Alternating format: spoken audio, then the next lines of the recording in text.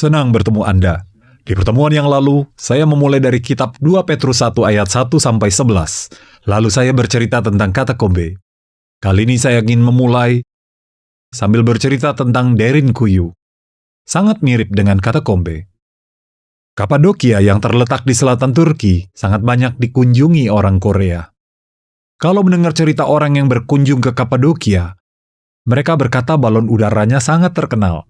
Saya juga pernah ke sana dan naik balon udara. Sangat menyenangkan saat naik itu sampai ke atas dan memandangi daerah di bawahnya. Sangat indah. Tapi bagi orang Kristen, ada sebuah kota bawah tanah bernama Derinkuyu yang keindahannya tidak sebanding dengan balon udara.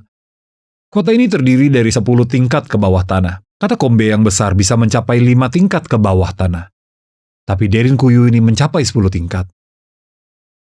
Dan jika orang-orang tinggal di dalam, jumlahnya bisa mencapai 10.000 orang.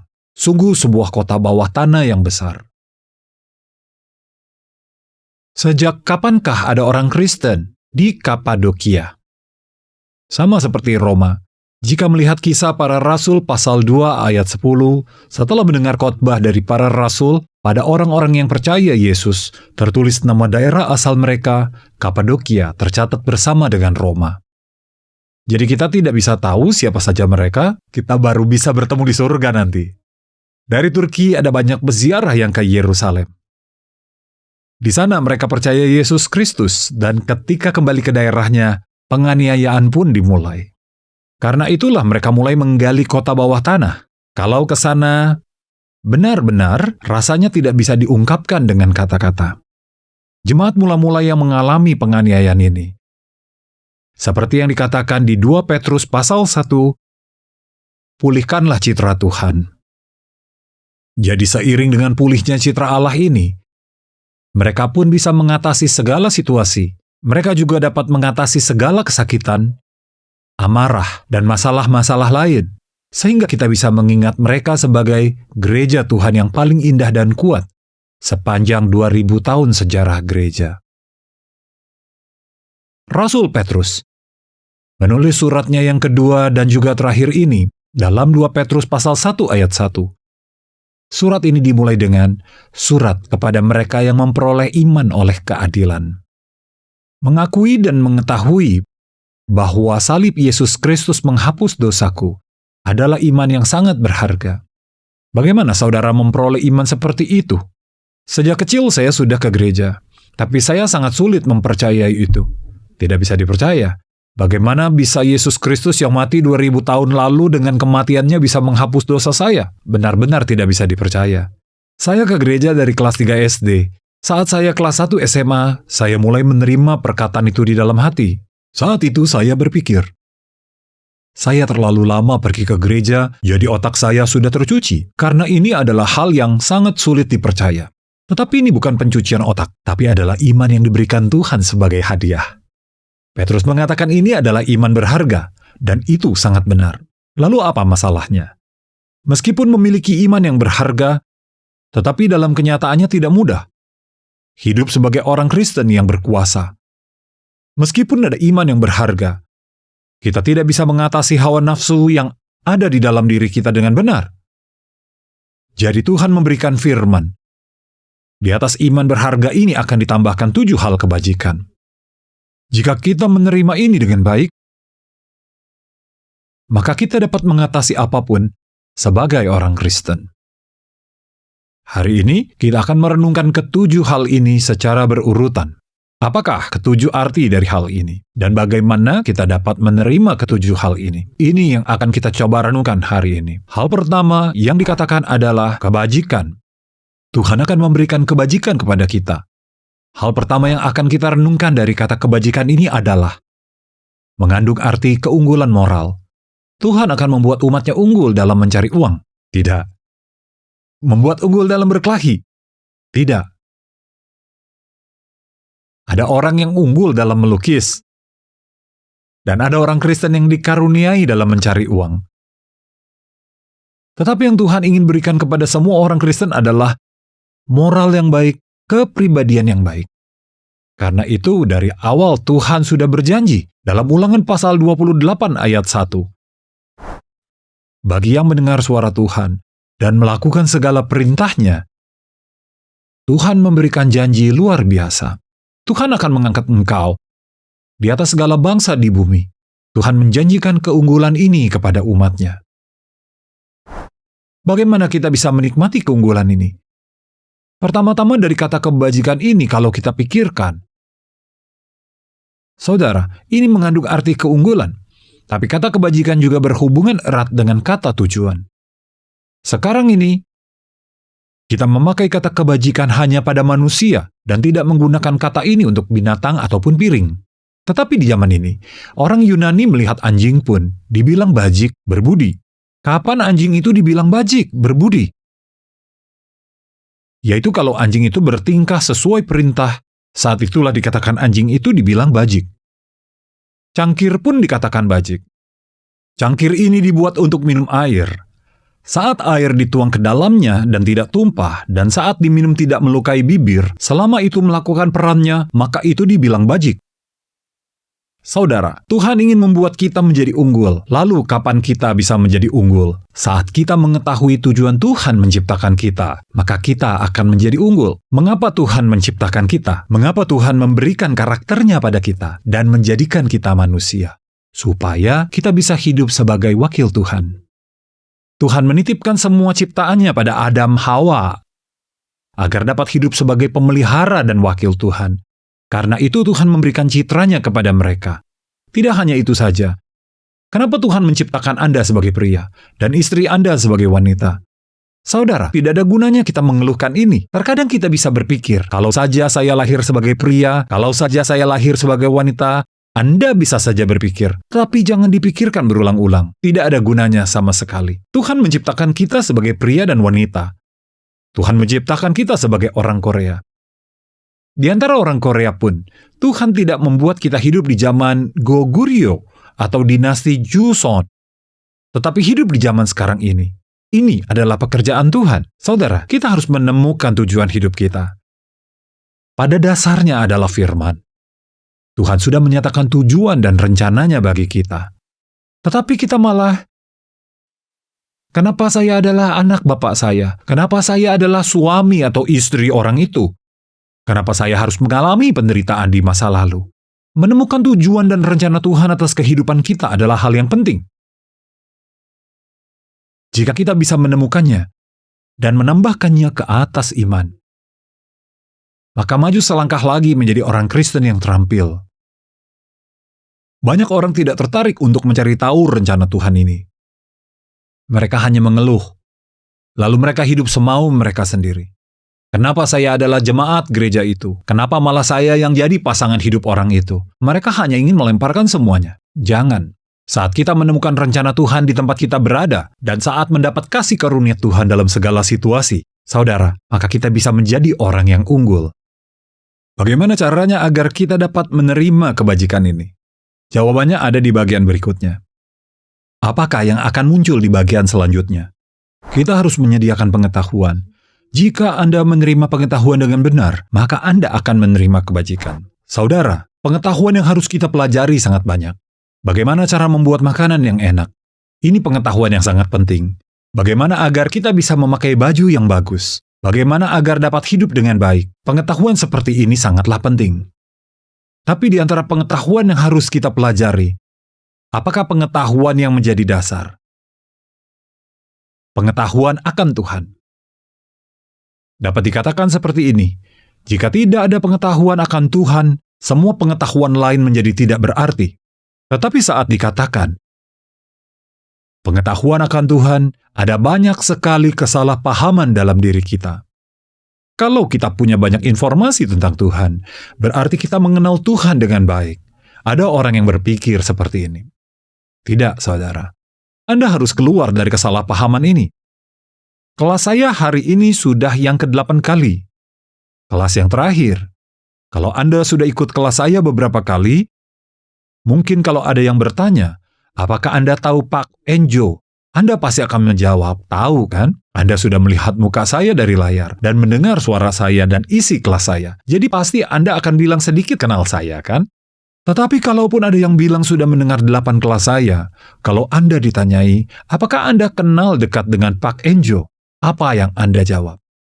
Saya cuma lihat dari TV. Walaupun saya tahu sedikit informasi tentangnya, tapi saya tidak kenal dengan dia. Saudara, ingatlah dengan baik hubungan yang seperti ini. Ada banyak orang Kristen dan orang yang imannya kuat, tetapi memiliki hubungan seperti ini dengan Tuhan. Mereka tahu banyak tentang Tuhan, tapi banyak dari mereka yang sama sekali tidak dekat dengan Tuhan. Saudara, cobalah pikirkan anak kecil umur 1 atau 2 tahun. Anak-anak itu tidak tahu banyak informasi tentang orang tuanya. Bahkan nama ibunya pun tidak tahu. Mereka tidak tahu apa pekerjaan ayahnya. Tetapi apakah anak itu dekat dengan ibu ayahnya? Sangat dekat. Saya harap hubungan kita dengan Tuhan seperti itu. Tentu Tuhan ingin kita mengenal banyak tentangnya, dan lewat itu kita jadi lebih intim dengan Tuhan. Saudara, meski Anda baru saja percaya Yesus, keintiman yang Anda miliki sama saja dengan keintiman mereka yang sudah dekat dengan Tuhan selama 10 tahun, 20 tahun. Tidak ada bedanya dengan anak kecil yang dekat dengan ibunya dan kakaknya umur 10 tahun yang dekat dengan ibunya. Keduanya bisa sama dekat dengan ibunya. Itulah yang dikatakan pengetahuan akan Tuhan. Jika kita mengenal Tuhan seperti ini dan menjadi lebih intim dengan Tuhan, kita dapat menemukan jawaban mengenai seluruh hidup kita. Kita bisa menemukan maksud Tuhan akan masa lalu, luka kita. Jadi pengetahuan akan Tuhan itu sangat penting. Bagaimana kita bisa mendapat pengetahuan akan Tuhan? Yang selanjutnya adalah penguasaan diri. Jika kita menerima penguasaan diri, maka kita menjadi intim dengan Tuhan. Saudara, pasti tidak ada yang tidak tahu penguasaan diri. Jika kita melakukan apa yang ingin kita lakukan, memakai semua waktu dan semua energi, maka kita tidak akan bisa menjadi intim dengan Tuhan. Jika kita ingin mendekat pada Tuhan, ada satu cara, yaitu bersekutu dengan Dia, yang adalah Roh, merenungkan firman yang darinya. Renungkan firman dan bersekutu dengannya dalam doa, lalu datang padanya dengan penyembahan. Lalu berbagi koinonia dengan sesama, melayani bersama dalam komunitas. Cara menjadi intim dengan Tuhan ini tertulis dalam Alkitab. Bukankah saat saudara ingin menjadi dekat dengan seseorang, Anda harus makan bersama, ngobrol-ngobrol, dan menghabiskan waktu bersama, kan? Tuhan ingin agar hidup kita adalah hidup dengan penguasaan diri. Lihatlah dalam diri saudara, apa yang harus dikendalikan. Di antara waktu yang saya punya, di mana saya menghabiskan waktu paling banyak? Apakah saya harus memotong waktu itu untuk mengenal Tuhan? Ada saatnya kita tidak punya energi, jadi mengantuk saat membaca Alkitab. Ini adalah hasil dari bekerja terlalu keras. Bagi orang yang malas, anggap saja tidak mendengar ini. Janganlah bekerja terlalu berlebihan. Anda harus menyisakan energi. Jadi sambil kita mencari karunia penguasaan diri dalam hidup, kita juga mencari jalan untuk lebih intim dengan Tuhan. Ini adalah hikmat yang diberikan Roh Kudus pada kita. Bagaimana kita dapat memperoleh penguasaan diri? Dikatakan bahwa kita harus memberikan kesabaran dalam penguasaan diri. Jika dosa itu jelek, kotor, dan tidak menyenangkan, kenapa kita melakukannya? Bukan begitu. Tuhan berkata Ia akan memberikan kita kesabaran. Terkadang saat kita merasa susah, dengan kesabaran Tuhan, dosa pun dibuat jadi tidak enak dilihat. Alkohol pun dibuat jadi tidak enak rasanya. Kalau bermain judi, lengannya pun dibuat jadi patah. Inilah yang dikatakan para jemaat kita. Tidak, Tuhan berkata, Ia akan memberikan kita kesabaran. Saudara, kesabaran itu adalah berkat yang sangat penting. Orang yang tidak bisa bersabar, pribadinya seperti anak kecil. Dengan memberikan kesabaran pada kita, Tuhan ingin menjadikan kita orang yang menguasai diri. Saudara, ini adalah prosedur Tuhan dalam membimbing kita. Kira-kira ada berapa orang yang saat berangkat kerja pagi-pagi dengan semangat berkata, "Hari ini pun saya bisa bekerja demi keluarga." Ada berapa hari dalam setahun Anda berpikir seperti itu? Kira-kira ada berapa orang yang saat memasak dan bersih-bersih untuk keluarga, mengucap syukur atas kesempatan untuk melayani, lalu mengerjakannya dengan semangat? Dalam hati kita bisa saja muncul rasa malas dan perasaan lain yang rumit. Hidup sesuai keinginanku. Anda tidak boleh hidup mengikuti perasaan saja. Dengan kesabaran yang diberikan Tuhan pada kita, kita melihat dan menilai dengan baik jalan yang harus dijalani. Janganlah lupa, firman tentang kesabaran ini adalah sebuah berkat. Bagaimana kita dapat memperoleh kesabaran? Dengan menambahkan kesalehan pada kesabaran. Saudara, kesalehan berarti sikap hidup dengan kesadaran akan Tuhan. Bukannya tidak ada yang tahu, Tuhan Maha Tahu. Jadi, ini adalah kesadaran bahwa Tuhan tahu, Coram Deo. Sikap hidup dengan kesadaran ini adalah kesalehan. Siapa yang memiliki kesabaran? Orang yang saleh. Orang yang hidup dengan menyadari. Tuhan tahu. Orang yang badannya kuat mengangkat es di atas lengan dan berlomba, siapa yang bertahan lebih lama, mungkin orang kuat yang lingkar dadanya 110 cm, yang bisa bertahan lebih lama. Tetapi seandainya ada segepok uang, dan uang itu milik orang lain, uang itu sebenarnya tidak boleh diambil, tetapi boleh diambil atau tidak ya. Di hadapan dosa seperti ini, kira-kira siapa yang bisa lebih sabar? Orang yang memiliki kesabaran akan hadirat Tuhan, karena inilah Tuhan memberikan kesalehan kepada kita. Dalam kehidupan rohani, setiap hari kita hidup di hadapan Tuhan. Tuhan sedang melihat saya. Kalau dengan kesadaran seperti ini, kita belajar bersikap saleh, maka kita bisa menjadi orang Kristen yang sabar dalam situasi apapun. Menambahkan, kasih persaudaraan pada kesalehan. Siapa yang dapat menjadi saleh? Orang yang mengasihi orang-orang di sekitarnya. Orang yang bisa mengalah pada orang di sampingnya. Orang yang saleh menurut kita adalah orang yang banyak membaca Alkitab, yang saat teduh setiap hari, yang menguduskan hari Minggu, yang pandai dalam penginjilan. Walaupun orang-orang yang seperti ini, yang lebih dahulu muncul dalam kepala kita, tapi saat Tuhan merangkum Alkitab, Tuhan merangkumnya dengan satu kata, yaitu kasih. Lalu dengan dua kata, yaitu kasihi Tuhan dan mengasihi sesama. Saudara, menjadi orang yang mengasihi Tuhan dan mengasihi sesama adalah alasan kita membaca Alkitab. Itulah alasan kita berdoa. Jika kita rajin membaca Alkitab dan ke gereja setiap minggu, tetapi tidak ada hati dan iman untuk mengasihi orang lain, maka itu disebut iman yang palsu. Khususnya dalam ungkapan kasih persaudaraan. Perhatikanlah kata kasih yang ada di sini. Apakah makna dari kasih persaudaraan? Saudara, Tuhan berkata, kasihilah musuhmu. Bagaimana bisa kita mengasihi musuh? Melihatnya saja tidak suka. Itu adalah cerita tentang perasaan kita. Tetapi Tuhan tidak menyuruh kita merangkul musuh dan merasakan kasih terhadap musuh. Tuhan berfirman untuk melayani musuh kita. Apa yang disuruh oleh Tuhan jika musuh kita lapar? Tuhan berkata, berilah ia makan. Tuhan mengatakan jika musuh kita haus, berilah ia minum. Walaupun perasaan kita ingin mendorong jauh musuh, tapi janganlah bertindak mengikuti perasaan. Praktekkanlah kasih. Suatu hari, jika kita mempraktekkan kasih, hati dan perasaan kita pun akan merasakannya juga. Walaupun ada diskriminasi dalam perasaan kita, janganlah mengikuti perasaan. Saudara, ada satu firman yang terkenal. Jika Anda membaca 1 Korintus 13, dimulai dari kasih itu sabar, di situ tertulis arti-arti kasih. Di antara itu, di ayat ke-8 ada ayat penting mengatakan, kasih itu tidak berkesudahan. Tuhan mengajarkan kasih kepada kita. Tuhan ingin mengajarkan kasih yang tidak berkesudahan, kasih yang terus-menerus, kasih yang berkurva naik ini kepada kita. Tuhan mengatakan kasih adalah ketika kita sudah melakukannya, dengan pelayanan dan tanggung jawab.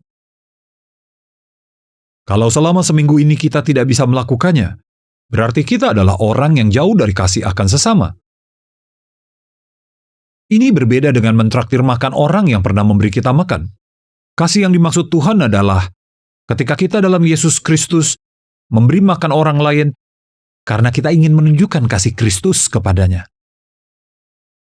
Yang terakhir disebutkan adalah memberikan kasih. Saudara, Kata kasih di sini adalah kasih agape, kasih akan Tuhan. Sebenarnya ini adalah titik startnya. Saudara, agape, kasih akan Tuhan ini, saat itu sudah ada kata eros yang kita ketahui. Ada juga kata filia. Tetapi saat para ahli menerjemahkan Alkitab, kasih Tuhan tidak cocok jika diterjemahkan sebagai eros atau filia. Belum lama ini, ada kesalahpahaman terhadap kata-kata ini. Ada yang bilang eros adalah kasih antara pria dan wanita, filia adalah kasih persahabatan, dan agape adalah kasih Tuhan. Ada juga orang-orang yang bilang seperti ini, agape benar adalah kasih Tuhan. Tetapi eros bukanlah kasih antara pria dan wanita. Bukan seperti itu. Seperti tertulis dalam buku teori negara Plato, cinta negara diungkapkan dengan kata eros. Jadi di Alkitab pun tidak tertulis seperti itu. Tapi ada saja yang salah menjelaskannya, sehingga kekeliruan ini terus meluas, dan banyak kesalahpahaman yang sudah tersebar. Saudara, kapan kita pertama kali mengetahui kasih agape ini? Tuhan datang ke bumi ini menjadi manusia, dan mati di kayu salib demi membayar dosa kita. Saat kita menerimanya dengan iman, saat itulah kita mengetahui agape untuk pertama kalinya. Itu adalah kasih Tuhan. Tuhan yang ilahi menjadi manusia dan datang ke kehidupan manusia. Orang-orang zaman itu tidak bisa membayangkannya. Tetapi Tuhan datang dan menunjukkan kasih ini pada kita. Terkadang ada yang bilang, saat pertama kali menerima Tuhan, hati saya sangat membara. Tetapi cinta pertama itu menjadi pudar sedikit demi sedikit. Dari segi perasaan, ungkapan itu cukup masuk akal. Tapi saat kita bertemu Yesus pertama kali, kita menyimpan dalam hati rasa takjub saat tahu bahwa Yesus mati untuk kita. Tapi setelah sehari, 2 hari, sebulan, setahun, menjalani kehidupan rohani, kita mengalami sendiri betapa dalam luas dan berakarnya kasih Tuhan itu. Dalam setiap sudut hidup saya, tidak ada yang bukan kasih Tuhan. Saat saya belum mengenal Tuhan pun, Tuhan sudah mengenal saya dan membimbing saya. Kasih Tuhan yang berakar mendalam ini bisa kita sadari sedikit demi sedikit dalam kehidupan rohani. Tuhan adalah Tuhan yang seperti itu. Seperti kita yang mengerti kasih orang tua seiring berjalannya waktu, kita juga akan mengerti tentang kasih Tuhan lebih dalam lagi. Saudara, mengapa ini adalah titik startnya? Jika setiap hari kita merasakan bahwa setiap hari kita menerima kasih Tuhan, maka jalan untuk mengasihi orang lain akan muncul di depan kita. Jika Anda tidak bisa merasakan kasih Tuhan, maka Anda tidak bisa mengasihi orang lain. Jika dengan kasih terhadap sesama ini, kita melayani dan mempraktekannya, maka kita akan semakin akrab dalam menjalankan kehidupan yang saleh. Kesalehan ini membuat kita sabar. Kesabaran ini membuat kita bisa menguasai diri. Penguasaan diri ini membuat kita jadi intim dengan Tuhan. Saat kita intim dan memiliki pengetahuan akan Tuhan, maka kita akan menerima kebajikan. Segala sesuatunya menjadi bisa diinterpretasikan. Saat 7 hal ini ditambahkan dalam iman kita, walau kita di situasi penindasan atau situasi mirip lainnya, dalam situasi apapun kita tidak akan kewalahan dan dapat mengatasi serta menang atas situasi kita. Kita dapat mengalahkan dosa dalam diri kita. Kita dapat mengalahkan kebiasaan yang salah dalam kita. Saat kita memulihkan citra Tuhan di dunia ini, kita bisa berperan sebagai ikon yang menunjukkan Tuhan lewat hidup kita. Ini adalah rencana sempurna yang Tuhan miliki. Petrus berhasil menemukan ini dan mengalaminya melalui kehidupannya. Lalu dengan bimbingan Roh Kudus, ia mengungkapkannya kembali kepada kita. Saudara, yang harus kita cita-citakan terus sampai kita meninggal bukanlah bagaimana agar bisa lebih kaya dari orang lain di dunia ini. Tetapi bagaimana caranya kita bisa jadi lebih mirip dengan Yesus Kristus. Bagaimana kita bisa memulihkan citra Tuhan yang sudah diberikan sejak awal. Menjadi orang yang kuat dan orang yang mengasihi. Menjadi orang bijaksana dan bisa mengatasi situasi.